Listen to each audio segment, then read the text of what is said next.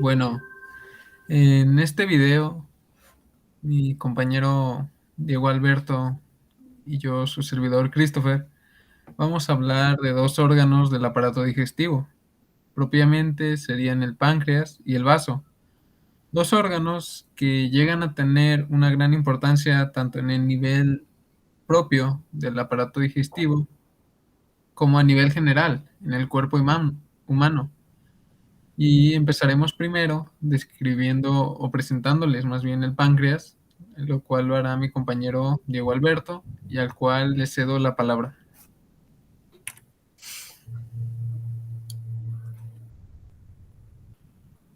Muchísimas gracias, Christopher. Vamos a comenzar con la descripción del páncreas. El páncreas es un órgano glandular del aparato digestivo que está situado en el abdomen. El páncreas es considerado una glándula mixta, debido a que se encarga de cumplir funciones exócrinas, las cuales básicamente es la liberación del jugo pancreático, y funciones endócrinas, que es la producción de hormonas. El páncreas produce y segrega compuestos fundamentales para la regulación de la cantidad de glucosa en la sangre, como la insulina, glucagón, polipéptido pancreático y somatostacina. Ahora bien, el páncreas es un órgano un tanto largo, el cual está dividido en cuatro porciones. La primera porción a mencionar es la cabeza, que es la parte más gruesa de este órgano. Esta se encuentra situada a la derecha y se localiza detrás del hígado, rodeando parcialmente al duodeno, que se trata de la primera región del intestino delgado, y en donde el páncreas vierte el jugo pancreático. Es por este motivo que la cabeza es la región en donde se encuentran la mayoría de las células vinculadas a la actividad exócrina, sintetizando el jugo pancreático. Ahora bien, el cuello, que es también conocido como el istmo del páncreas, une la cabeza con el cuerpo. Es parte en la que se puede observar un cambio como un cambio de dirección en el páncreas, habiendo una desviación en su estructura. El cuerpo. El cuerpo se trata de la parte del páncreas que empieza justo detrás del cuello, encontrándose esta en la región situada por detrás del estómago. Esta parte va ascendiendo de manera vertical y es la región del páncreas con mayor longitud, en la cual se alberga la mayoría de las células que son asociadas a la actividad endocrina. La cola. La cola es la parte del páncreas más estrecha. Se trata de un extremo puntiagudo, pareciendo una prolongación del cuerpo pancreático, y se encuentra en contacto con el estómago, el vaso, y la mayoría de las células que contienen están vinculadas a la actividad endocrina, sintetizando y liberando hormonas como la insulina y el glucagón.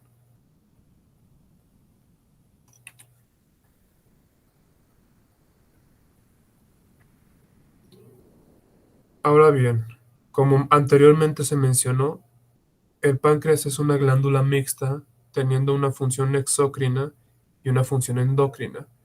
La función exócrina corresponde al páncreas exócrino, el cual desempeñará la función exócrina, la cual consiste en la producción de jugo pancreático, el cual está conformado por agua, bicarbonato, enzimas digestivas, tripsina, quimiotripsina, lipasa, ribonucleasa y desoxirribonucleasa. Este jugo es vaciado a la segunda porción del duodeno a través de los conductos excretores, cosa que veremos más adelante.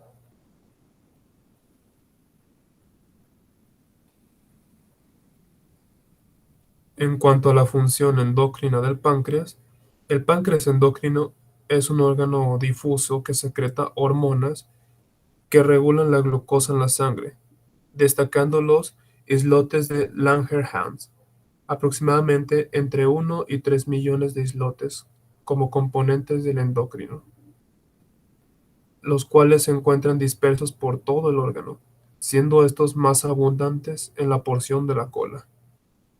Los productos endocrinos del páncreas más importantes son la insulina, el glucagón y la somatostacina. La insulina es una hormona liberada por el páncreas como respuesta a la presencia de glucosa o azúcar en la sangre.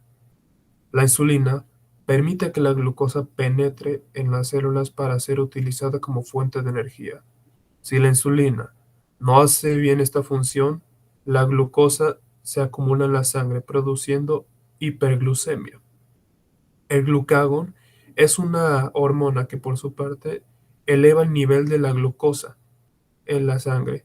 El páncreas produce el glucagón y lo libera cuando el cuerpo necesita más azúcar en la sangre para enviar a las células. Desempeña también una función anabólica e incrementa el almacenamiento de glucosa, ácidos grasos y aminoácidos.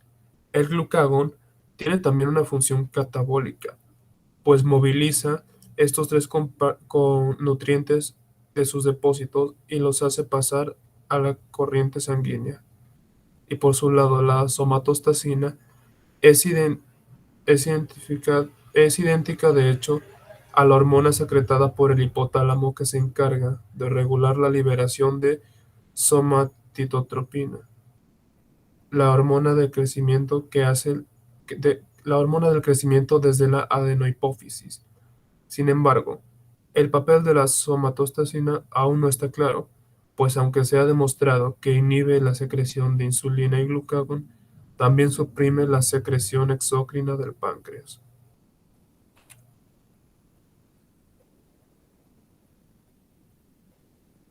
Ahora pasamos a las relaciones anatómicas del páncreas. En la parte de la cabeza y el cuello, en las relaciones anteriores, encontramos que tiene una relación directa con el receso subhepático, el lóbulo cuadrado del hígado, el píloro y la porción superior del duodeno. Por su parte, también de manera anterior, las porciones del cuerpo y la cola encuentran relación con la cara posterior del estómago y el ligamento pancreático esplénico. Por sus relaciones posteriores, sobre todo de la parte de la cabeza, se guarda una relación con la hoja anterior de la celda renal derecha. En cuanto a relaciones superiores, guarda relación con la arteria hepática común y en las relaciones inferiores mantiene relación con la raíz del mesocolon transverso. Se mencionaron anteriormente los conductos excretores, los cuales desempeñarán una función diferente cada uno de estos, comenzando con el conducto pancreático, el cual también tiene otro nombre.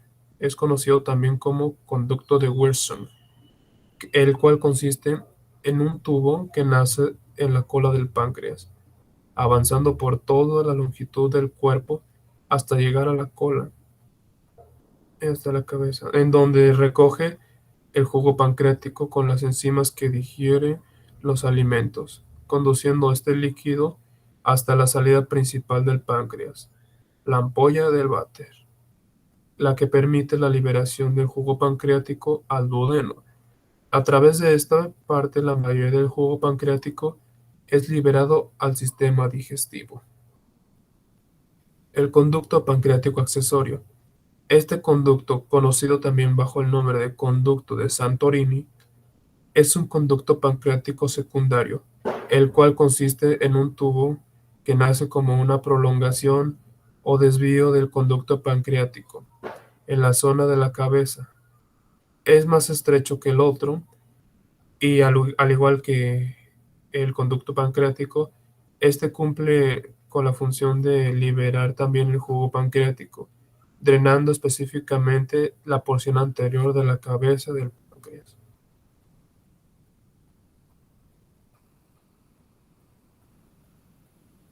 Al igual que los demás órganos y estructuras anatómicas, el páncreas posee una vascularización, la cual es algo compleja, pues dentro de esta hay arterias que irrigan al páncreas que tienen diferentes orígenes a diversos niveles. Por ejemplo,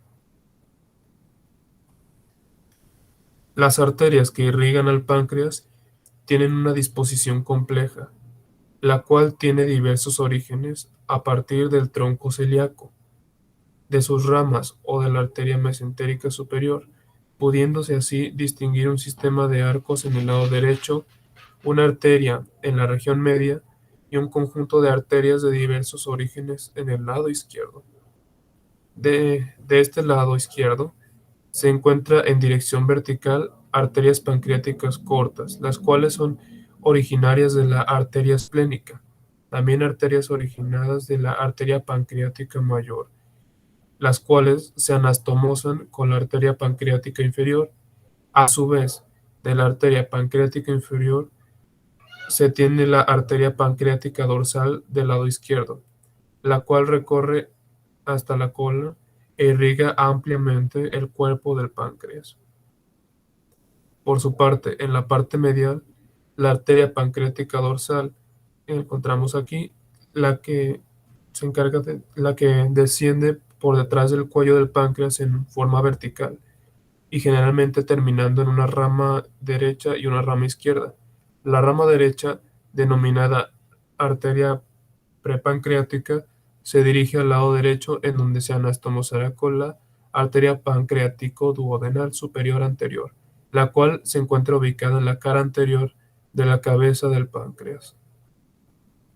Por su parte del sistema derecho, encontramos dos arcos pancreático-duodenales, un arco pancreático duodenal anterior y un arco pancreático duodenal posterior. Los dos arcos proporcionan al páncreas numerosas ramas precisamente a la cabeza del páncreas, los cuales se unen a menudo por una anastomosis intrapancreática. El arco pancreático duodenal anterior se forma por una anastomosis en la cara anterior de la cabeza del páncreas de la arteria pancreático duodenal superior anterior. Y por su parte, la rama anterior de la arteria pancreático duodenal inferior se origina de la arteria mesentérica superior y se dirige hacia adelante, abajo y a la derecha.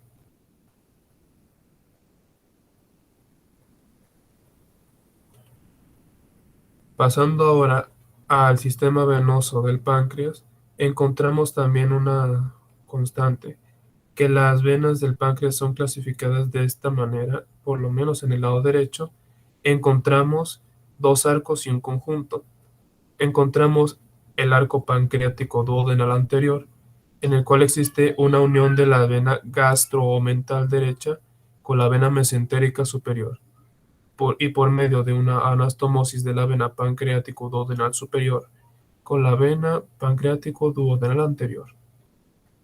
En el- También encontramos un arco venoso pan- pancreático-duodenal posterior, el cual une a la vena porta hepática con la vena mesentérica superior, mediante una anastomosis de la vena pancreático-duodenal superior posterior, con la vena pancreático-duodenal inferior posterior. Ahora bien, también se encuentra un conjunto de varias venas que van de la cabeza del páncreas hasta la vena mesentérica superior. Y por el lado izquierdo hay un sistema menos complejo en general, puesto que se encuentra un conjunto de numerosas venas pancreáticas que van directamente a la vena esplénica. También encontramos venas dirigidas hacia el origen de la vena porta hepática. Y también podemos encontrar una vena inconstante llamada la vena pancreática inferior, la cual es encontrada solo en el 34% de los casos.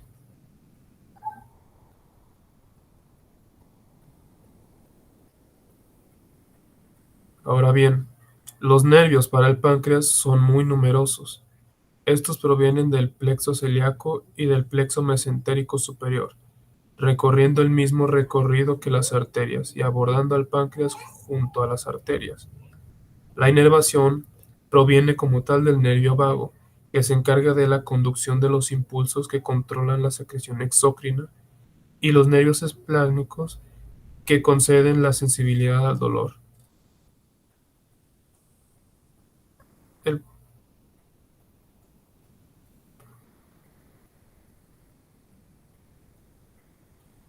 El páncreas es un órgano que puede ser delicado, por lo que puede presentar diferentes enfermedades a nivel del páncreas exócrino y en el nivel del páncreas endocrino. Hay algunas enfermedades que son más graves que otras. A continuación serán mencionadas algunas de estas.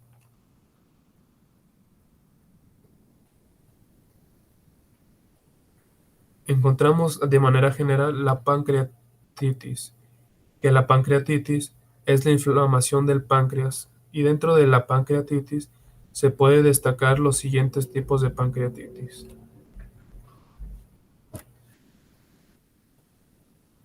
La pancreatitis crónica. Esta, cuando se presenta una cicatrización del páncreas, el órgano ya no es capaz de producir la cantidad correcta de enzimas, y como resultado, el cuerpo tal vez ya no pueda digerir la grasa y los elementos clave de los alimentos. La pancreatitis crónica se presenta cuando el problema no sana ni mejora, empeora de hecho con el tiempo y lleva a que se presente daño permanente. La afección es causada con mayor frecuencia por el consumo excesivo de alcohol y tabaco durante muchos años.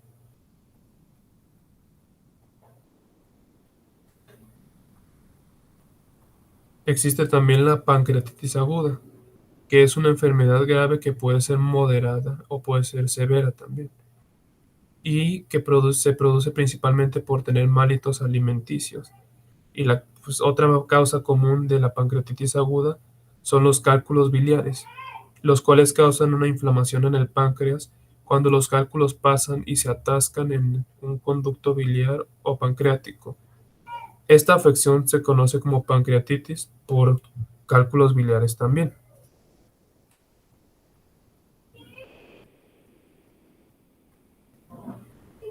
También se encuentra la pancreatitis hereditaria. La pancreatitis hereditaria se caracteriza por ataques de dolor epigástrico que a menudo son asociados con náuseas y vómitos. Los síntomas pueden comenzar poco después del nacimiento, pero la aparición varía periódicamente, puesto que se han registrado pacientes que no presentan síntomas hasta la edad adulta. Por lo general, hay una progresión a la pancreatitis crónica con insuficiencia endocrina y exócrina y un riesgo mortalmente mayor de cáncer de páncreas.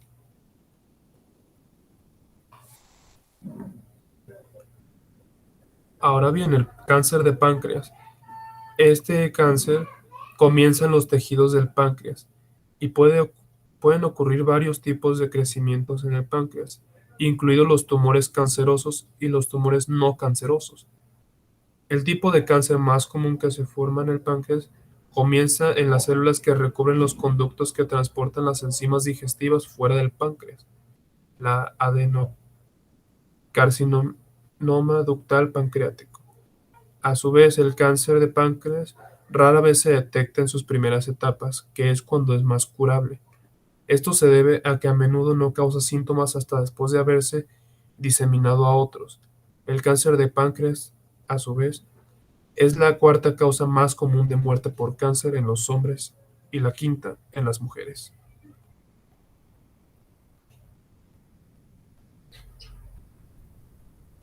También encontramos la fibrosis quística.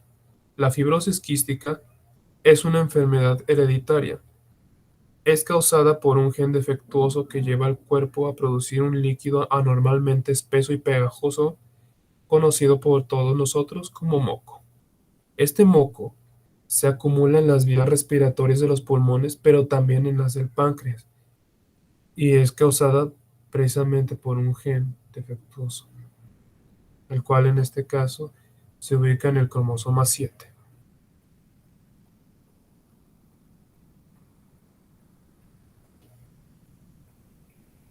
La diabetes tipo 1, que aunque las causas de esta enfermedad son aún desconocidas, se cree que es un trastorno autoinmune. Es una enfermedad crónica, es decir, que es vitalicia, dura hasta que uno muere. Esta enfermedad es caracterizada por un alto nivel de azúcar en la sangre. La diabetes tipo 1 puede ocurrir a cualquier edad y se diagnostica con mayor frecuencia en niños, adolescentes o adultos jóvenes. Y podemos decir que si la insulina es suficiente, La glucosa se acumula en el torrente sanguíneo en lugar de entrar a las células.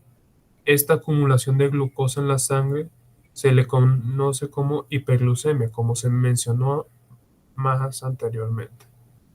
El cuerpo entonces es incapaz de utilizar la glucosa para obtener la energía, provocando esto los diferentes síntomas de la diabetes tipo 1. La diabetes tipo 2. La diabetes tipo 2 es una enfermedad en la que los altos niveles de glucosa o azúcar en la sangre son demasiado altos, provocando problemas de salud. En la diabetes tipo 2, los adipocitos, los hepatocitos y las células musculares no responden de manera correcta a la insulina, generando un fenómeno conocido como resistencia a la insulina. Como resultado de esto, el azúcar de la sangre no entra en las células, con el fin de ser almacenado como fuente de energía. Es de hecho la diabetes tipo 2 la forma más común de diabetes. Finalizando con el tema del páncreas, pasaremos ahora con el tema del vaso, el cual será compartido a ustedes por el compañero Christopher, al cual se le cede la palabra. Christopher, adelante. Que bueno, muchas gracias, Al. Pues, lo primero que tenemos que saber sobre el vaso es que lo debemos de conocer como un órgano linfoide, que funciona como una glándula de secreción interna. Sin embargo, hay varios autores que sugieren que también es una glándula vascular, relacionándolo por ende con el aparato circulatorio.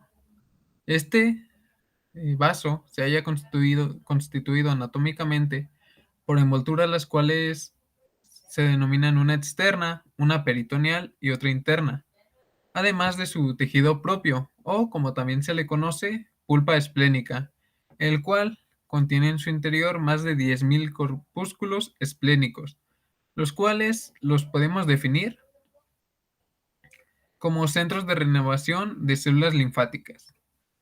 Y hablando propiamente de las células hemáticas que se encuentran en el vaso se pueden presentar de manera normal o deformadas, pero también están englobadas por fagocitos, razón por la cual se llega a pensar que el vaso tiene una función hematolítica. Y normalmente suele ser un órgano único de unos 12 centímetros de longitud, 8 de anchura y 4 de espesor, con un peso aproximado también de 200 gramos. Pero hay ocasiones en las que se suele encontrar cerca de este vaso otros vasos accesorios, o así se les denomina, que no suelen ser más grandes que un huevo. Y un dato curioso es que el vaso es considerado como el más blando y el menos resistente de los órganos glandulares. Siguiente diapositiva, por favor. Ahora bien, hablando propiamente de las relaciones anatómicas del vaso, este va a contar con una base, la cual también se le va a conocer como cara anteroinferior. Va a contar igual con un vértice donde van a converger todos sus bordes y entre estas dos porciones se van a encontrar los bordes propiamente dichos, encontrando que son tres los cuales van a limitar sus caras, siendo la posterior externa o diafragmática, otra cara inferointerna o renal y la última cara siendo la anterointerna o gástrica, llevando estos nombres debido a la relación que tiene cada cara. Por ejemplo, la cara diafragmática va a estar en relación con el diafragma, aunque también por esta cara se va a relacionar con el seno costodiafragmático y con el borde inferior del pulmón.